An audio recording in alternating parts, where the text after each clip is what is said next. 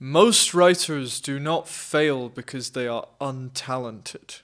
They fail because they're trying to write from a place they're not actually in. They're stuck in a mental paradigm that says things like, writing is hard, I'm not creative, art is suffering, creation is painful, work is a grind. But what if, and please don't be offended by this is all bollocks. What if I told you that the real reason writing feels like torture to you is because part of you is actively fighting it? Now, this will take me a few minutes to explain, so if you don't have 2 minutes to spare to hear this life-changing concept and understand it, then I can't help you. If you can just chill and listen to what I have to say, you will never find writing hard ever again. If that is something you want, then don't be a goldfish and actually stay and watch this video. I promise it's gonna help you. Here's what most people who want to write do.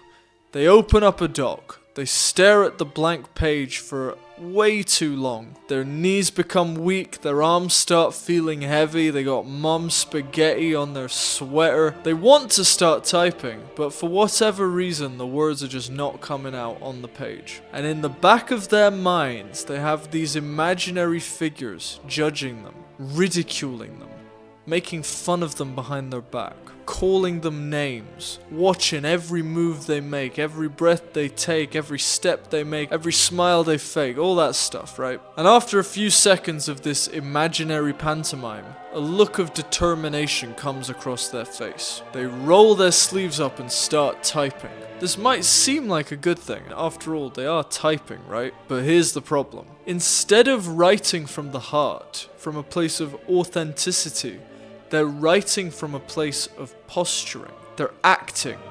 They're performing. And I'm not talking about a Laurence Olivier level performance. I'm talking about Jonah Hill trying to play a tough guy. Everyone can see through the charade. They're not fooling anyone, but they're going along with it anyway. And it just doesn't work. Instead of being a real writer, they're writing based on a fantasy of what they think a good writer will sound like. And when this happens, everything just falls to pieces. Why? Because you're not creating from the soul. You're not allowing your muse to work her magic. You're not writing from a place of curiosity. And as Thomas Hobbes said, curiosity is the lust of the mind. The truth is, my dear viewer, you do not need another writing routine. All you need to do is unlock your inner expression. But now you're probably wondering, how do I do that? What's the easiest way to make writing feel like the flow of a river? And don't worry, because es muy fácil. Write from the part of you that doesn't care who's watching. The part that dances when no one's watching. The part of you that sings at the top of your lungs when no one else is around. The part of you that speaks with no filter when you're talking to your best friend. My friend, that is your real voice. And what's really trippy is that that's the only voice that's even worth listening to. Not your fake version, not your Jonah Hill version, your legit version. Because when you write from that place, you start conjuring more spells than Saruman and Gandalf put together. It's crazy what you're able to do. When you do this, you stop overthinking, you stop performing, you stop trying to act like something you're not. And instead, you just start spitting obscene amounts of game. So much game that readers can't help but get wrapped around your finger. And that's also what Sir Ken Robinson did for his entire career as an educator. According to him, curiosity is the engine of achievement. And if you were to swap the word achievement with writing, you'd get the exact same result. Because the minute you start writing from a place of curiosity and not competition, writing starts to feel like play. As Mihai Csikszentmihalyi would say, I don't know if that's how you pronounce his name, but he describes this process as autotelic. I'm also not sure if that's how you pronounce that, if it's autotelic or autotelic.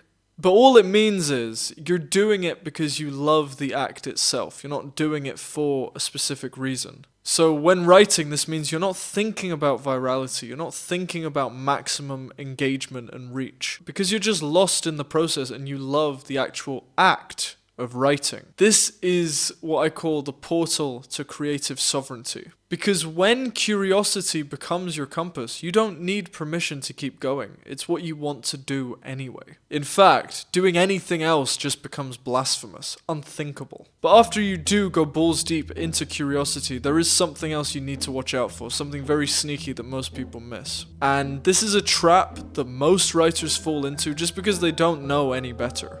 What is this trap, you ask? It's trying to learn from masters of their craft who are 20 years ahead of you. So what does this look like? Well, it's very simple. Imagine you're broke right now and you want to learn how to make money. Well, instead of asking someone who's made just like $1,000 or $2,000 a month, you go straight to watching billionaire interviews and listening to how they make money. If you're someone who wants to write songs and maybe record music, you go straight to looking at Paul McCartney and David Bowie and Beethoven and all these people. You don't go to your friend's older brother who may have written a few songs and who's just a couple of steps ahead of you. Now granted, this may seem logical at first, because if you are going to learn from someone, you may as well learn from the best, right? Actually, wrong. And the truth is, the counterintuitive truth is, by learning from the best, you could actually be doing more harm than good. So, I know this sounds weird, but just let me give you an example. Let's say I want to be a musician, and I have a time machine. And I can go to any time in the past, and I decide to go to 1969. And because I want to learn from the best, I go to Paul McCartney, because he's the best. If I was to try and learn how to write songs from a Paul McCartney in 1969, when I was starting from zero, I would make no progress. I would be way too intimidated to learn. Because you have to understand, from my perspective of a complete beginner, Paul McCartney would look like an alien. He would look like a god. Like, the kind of things he was able to make in 1969 would be so far away from what I was capable of making as a beginner starting from zero. It would be so daunting that I would just give up immediately. Because in my head, I could never reach his level. And this is the same thing that happens with most writers. If you want to learn from the best, you better make sure you're in touching distance of them. Because if you've never written a book before and you're trying to learn how to write a book from J.K. Rowling or Stephen King, you're not going to get anything done. You're going to quit faster than you can say supercalifragilisticexpialidocious. But don't worry, because there is good news. The truth is, you don't need a guru. You need what I call a confidant. Someone who's just a few steps ahead of you. Someone who can still remember what it's like to be in your shoes where you are right now. In psychology, this is known as the zone of proximal development. And it's where real learning and real growth happens. So let's carry on with the songwriting example. If I'm someone who hasn't written any songs yet, I don't want to learn from Paul McCartney who's written thousands. I want to learn from someone who's written 10, maybe 20. Because they'd be in a much better position to help me than someone who's a master and expert. So, here's how you do it. You study your near-peer mentors, you follow in their footsteps, and you steal absolutely everything you can get your hands on.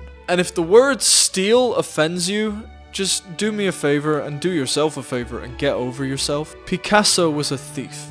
Paul McCartney was a thief. And fashion designer Malcolm McLaren said, "Stealing things is a glorious occupation, particularly in the art world." You need to understand that art and creations are not separate from you. In fact, they couldn't exist without you. They may not be actively made by you, but they are made for you. And as a result, they belong to you. Everything that has ever been created that you come across, that you actively experience, is part of your creative lineage. Own this truth and start making things. But this raises a question. How much should you be making? And how often? Well, don't worry, dear viewer, because as usual, your boy has the answer. And it all starts with another perspective shift. You see, a lot of creators, or people who want to be creators, get creativity all wrong. And they get it wrong by misconstruing it with productivity. They look at everything from the perspective of productivity. And don't get me wrong, this isn't a bad mindset to have, but the truth is, daily expression is not about just mindless productivity or relentless productivity. It's about reprogramming your self-image and recreating your reality. So let's look at author Haruki Murakami as an example. Haruki Murakami wakes up at 4 a.m. every single day and writes 10 pages, and he does this every day when he's writing a book. And if you don't write, I mean, that might sound like a lot of work, and it is a lot of work, but the reason why he does it is because he's done it so long that it no longer feels like a task for him. Instead, the way he writes is now just a part of his being. Don't get it twisted, Murakami is not waking up at 4 a.m. every day and writing 10 pages just to be productive. He's doing it because he couldn't imagine not doing it. He's doing it because it's who he's become. He is a writer, which means he writes, and in his case, it means he wakes up at 4 a.m. and he writes a lot every single day. But the fact is, he is not suffering through this process. He's just done it long enough for it to become part of him. And as Robert Frost said, the best way out is always through. So you see, writing daily is not just about becoming a good writer. It's about becoming a writer. Because if you become a writer, you will inevitably get good at writing. And trust me, this is critical if you're a beginner who wants to start writing. Because the second you actually start writing, your mind begins to shift. It starts telling itself, this is who I am, this is what I do.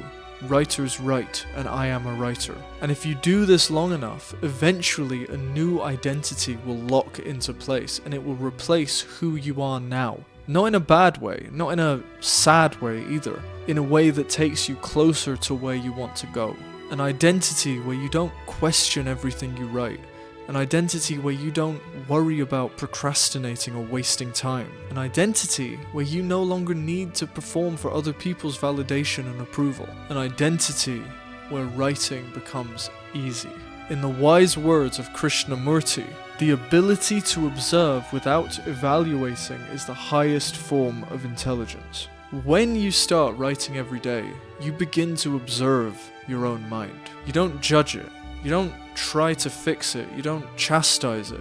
You just chill with it. And when you're chilling, you remember. You remember that you were always creative. You remember that you were always capable of creating things.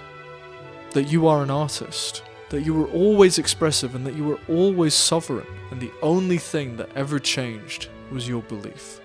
For a myriad of reasons. Culture, society, your parents, the people around you, whatever. The point is, they made you believe something that you aren't. But through writing, you can get back to who you really are. If you want to learn how to do that, click the first link in the description, sign up for Magnetic Writing, my free email course. Click the second link in the description if you want my headline honcho guide. It'll show you how to write eye-catching headlines that will bring in followers and views. And if you're serious about writing in 2025, click the third link in the description. And if you like this video, I think you'll like this next one where I'll show you how to develop your own authentic writing style.